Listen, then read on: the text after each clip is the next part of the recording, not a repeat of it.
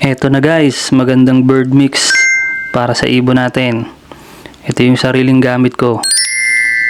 Ako mismo nagmix nito. So napansin ko kasi yung mga dati kong ginagamit na nabibili sa mga poultry supply, merong mga components doon na hindi nila kinakain.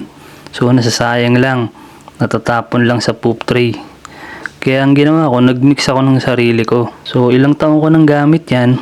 Pag bumili kayo, may kasama ng scooper. Diba? Yan o. So nung sinubukan ko yung ganitong mix, lagi nilang nauubos eh. So kaya nag-stick ako dito sa ganitong mix ko, no?